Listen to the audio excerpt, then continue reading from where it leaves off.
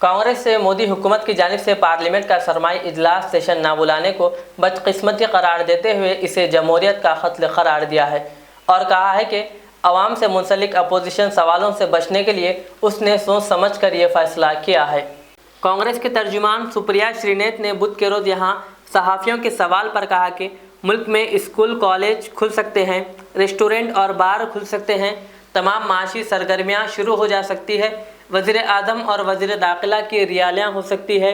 उन्होंने कहा कि तो फिर पार्लिमानी सेशन को क्यों नहीं बुलाया जा सकता। उन्होंने कहा कि पार्लिमानी सेशन चलता है तो हुकूमत को अपोजिशन के सख्त सवालात का सामना करना पड़ता है, इसीलिए सोच समझकर और कोरोना वबा का बहाना बनाकर पार्लियामेंट का सरमाई इजलास ना बुलाने का फैसला किया गया है। सबसे पहली बात तो यह है कि विंटर सेशन का ना बुलाया जाना जिस तरह से लोकतंत्र की हत्या इस देश में हो रही है उसका एक और प्रमाण है। इस देश में चुनाव हो सकता है, इस देश में रैली हो सकती है, इस देश में नीट और जेई का एग्जाम हो सकता है बच्चों को जोखिम में डाल के, इस देश में स्कूल कॉलेज खुल सकते हैं, इस देश में यूनिवर्सिटी का एग्जाम हो सकता है, बार खुल सकते हैं, रेस्टोरेंट खुल सकते हैं, जिम खुल सकता है, लेकिन इस देश का संसद नहीं चल सकता है।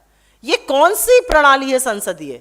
ये कौन से लोकतंत्र की हम बात कर रहे हैं? और मुझे लगता है कि इस एक विषय पर आक्रोश हर आम आदमी को होना चाहिए। संसद जो होता है वो हर व्यक्ति का इस देश में उसकी अपेक्षाओं का, उसकी आकांक्षाओं का प्रतिबिंब होता है।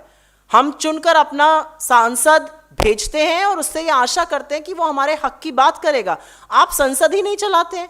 इस देश में सब कुछ हो सकता है सिवाय संसद चलने के, और संसद चलने के बहुत तरीके हैं। और सबसे बड़ी बात एक ये भी है कि बड़े पदों पर बैठकर झूठ का सहारा नहीं लेना चाहिए। संसदीय कार्य मंत्री ने बोला हमने सबसे बात करी और उसके बाद डिसाइड किया संसद का सत्र नहीं होगा। यह 100% झूठ है, क्योंकि लीडर ऑफ ऑपोजिशन राज्यसभा से इन्होंने कोई सलाह मशवरा नहीं किया। तो जब आपने उन्हीं से सलाह मशवरा नहीं किया तो आपने किससे सलाह मशवरा करके डिसाइड किया कि संसद का सत्र नहीं होगा? अगर संसद का सत्र होता तो इस सरकार को कठिन सवालों के जवाब देने पड़ते, इस सरकार को मुद्दों पर बात करनी पड़ती, वो किसी को बरगला नहीं सकते। इसलिए बेस्ट है संसद ही मत करो, संसद का सेशन ही नहीं होगा। तो मुझे लगता है ये देश के लिए एक दुखद बात है।